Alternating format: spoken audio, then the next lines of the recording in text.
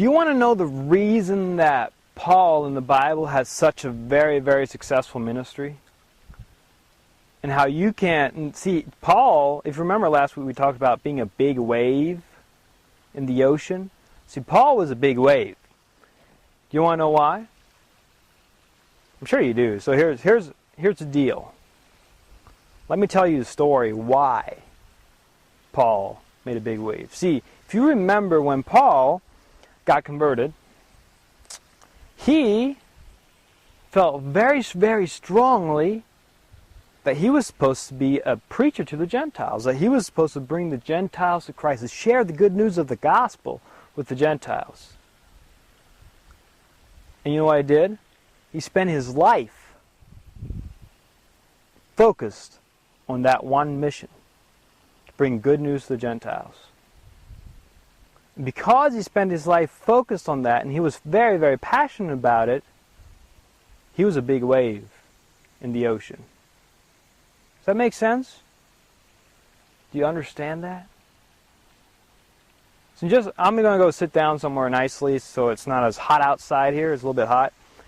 And I'm going to share with you something very important that will help you become a big wave, will help you live a life that really, truly, truly means something. Sweet! We're watching the Wizive show. See, I want to teach you something today that I call life's big idea. I just made that up on the fly, by the way. Do you like it? Life's big idea. See, that's the reason that Paul was so incredibly successful in his ministry. Because he had a big idea. And the thing is, his big idea wasn't from himself, it was from God.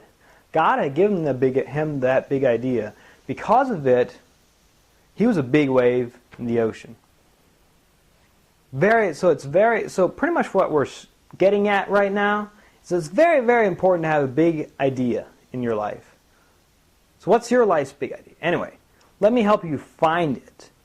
Actually, let me give you a couple examples first. See, we talked about Paul. That was one example. And then, here I have a couple notes here. Let me just hang on here. Wrote them down. Second example I want to give you is Moses. See, Moses had the big idea of delivering the Israelites from Egypt. And he had that when he was younger. And so what he did is he killed an Egyptian when this Egyptian was fighting against this Israelite, thinking that maybe this is part of my plan. This is maybe what I'm supposed to do. Because he knew his big idea already. But it didn't happen until like 40 years later. God actually called him and was like, hey, you got to go deliver Israel. I'll help you out. And Moses took a while for Moses to actually go and do it, because the last time he tried, it didn't really work out so well. But anyway, another example, story of Joseph. Joseph was younger. He had these dreams, as I'm sure you remember. And those dreams had a big idea in them. That he was going to be a leader, that he was going to be king over his father and over his brothers. It was a big idea, and he lived for that big idea. It took a while for him to get it, but he got there. Do you understand? See, if you have a big idea in your life, the point is, if you have a big idea in your life, that's when you can make a world of a difference. That's when you can be this big wave in an ocean. A wave that matters. So how do you get your big idea? Well, let's look here. I put down 4 steps to getting your big idea. First of all is kind of to know your spiritual and physical gifts. For myself, when I was younger, I remember the story when I was, for some reason, I remember this very clearly. I was in the bathroom I can't remember, I was Amish little boy, and I thought, when I grow up, I'm going to have to be a preacher. Now, my reasoning for that was a little bit off. I was like, I got to be a preacher to make sure I'm saved. A little bit off. But the point is, I kind of knew what my big idea was. In a little bit. God was showing it a little bit to me, because in my spirit, before I was born, He had put it inside there. And so it had to be revealed. So know your know your spiritual gifts, be a preacher. And that's one of my spiritual gifts, be an evangelist. And I kind of found out with the spiritual gift tests I took, so you can go find a spiritual gifts test and take it. Just search for it online. I'm not sure where the one is that I took anymore, so find it. And I also put down physical gifts because like people like Tim Tebow have talent for football and very athletic, and they can use that to glorify God, to be a big wave, to have a big idea. And then step number 2 is to pray that God will show you. See, as I grew older, I was like, Lord, what is your direction for my life? I'm sure you do that already, but I passionately wanted to know. And a couple of years ago, when I was in Bible school, the teacher asked us, what do we want to do when we grow older? What do we feel called to do? And my response was to have a ministry online that is focused on people in America. I just kind of felt strongly about that. And then as having a ministry online, also be a speaker and evangelist and have these big gatherings and stuff like that. I feel very strongly about that. And so later, and then step 3, is take action. So later, a couple years later, after Bible school, I started WizIve. And I started doing these weekly videos that you're watching now. And I took action in the dreams that what I thought was my big idea. And then, step 4 is don't give up. Sometimes it doesn't seem like it's going or anything, and then you kind of almost give up, and then. But see, I was kind of a little bit that way. A little bit. I wasn't really giving up. I just didn't quite know exactly where I was supposed to go with the WizIve thing for sure. But then we went up to a mission trip in Michigan a couple months ago. As I'm making this video, it was a couple months ago. And in that mission trip, we stopped at this school that taught people how to read English for the sake of, they taught people how to read English and they teach the gospel with that. And because it was a big Muslim community and a lot of Muslims didn't know how to speak English, so it was a great opportunity. And we went and met with this guy. He was a bubbly guy. He was a great guy. And he asked us this question before we left. And asked us, what do you feel God has for you? What do you feel God's plan is for you? And he went around the room and he asked each one of us this question to answer what we feel God's plan is for us. And when it came to my turn, I was thinking about, okay, what is my plan? I felt led to have a ministry online and to be a preacher and to be an evangelist and to stay in America. I felt I was supposed to be an American, stay an American preacher kind of guy. And then these 2 words came to my mind. And those words were evangelize America. So when he asked me, when it was my turn to say what I felt I was supposed to do, I said, evangelize America. And he looked at me, kind of grinned a little bit, and thought it was like, man, that's a pretty big goal. I was like, yeah, it is. But here's the deal. Paul had a big goal too, to evangelize the Gentiles pretty much. And because he had that big goal, and he was passionate about it, he made a world of a difference.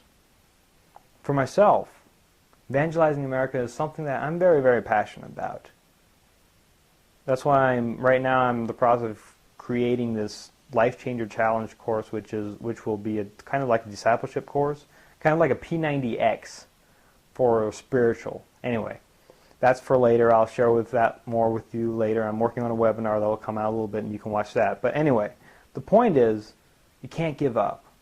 See, I could have given up after a couple months of WizIve. It doesn't seem like it was doing that much. There's not that many people watching it seemed, and could get a little bit discouraged. And I was a little bit discouraged. But I didn't give up. And now I have this big goal of making this discipleship course, and I feel very strongly about it, and about evangelizing America. See, that's what it means to have your own life's big idea. To have life's big idea for your own life. See, that's the word I came up with, right? It was life's big idea.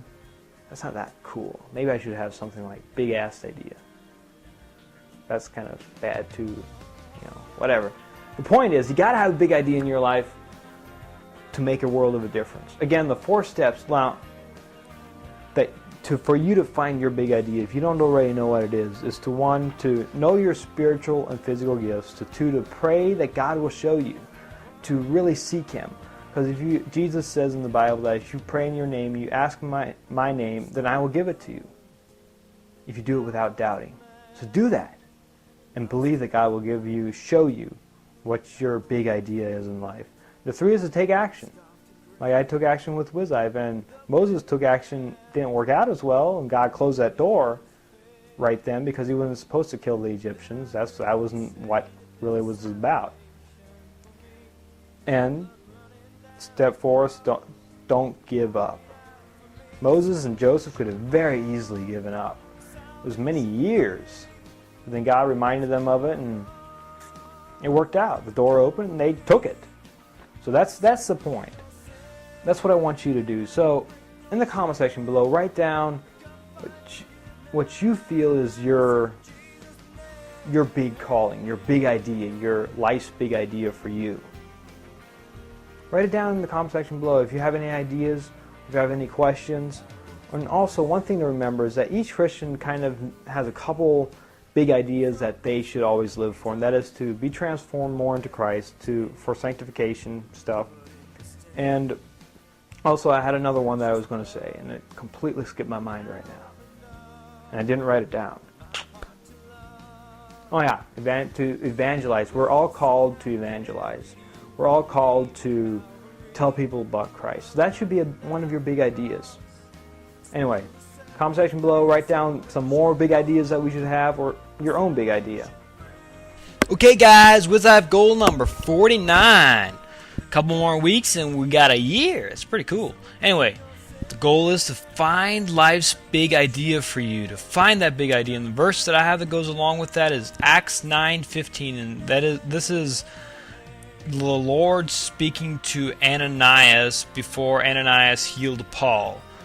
But the Lord said to him, to Ananias, "Go, for he, Paul, is a chosen instrument of mine to bear my name before the Gentiles and kings and the sons of Israel." See, that was Paul's big idea, and God gave it to him. God called him to that. So find what God called for you. It's very, very important. That will help you become a big wave in life. This is the part of the show that you've been waiting for. It's a biblical joke of the week. It'll probably be lame and a little bit of funny. A fellow went to the doctor who told him that he had a very bad illness and only a year left to live. So he decided to talk to his pastor. After the man explained his situation, he asked his pastor if there was anything he could do. This is what the pastor said. "What you should do is go out and buy a late 70s or 80s model Dodge pickup, then go get married to the ugliest woman you can find, and buy yourself an old trailer house and put it halfway up a mountain." The fellow asked, "Will this help me live longer?" "No," said the pastor, "but it will make what time you do have seem like forever." I need you to submit your biblical joke so that I can have it on the show. Now, how to do that? Well, you can either go to wizive.com and contact me, or you can go to YouTube and create a video response. This has been the Wizive Show. My name, as always, is Justin Miller. I hope that you found that that helped you find your big ideas today, and that you will actually go out and find it and to live for it and be passionate about it and don't give up about it. So go out and do that. I hope you learned something. God bless.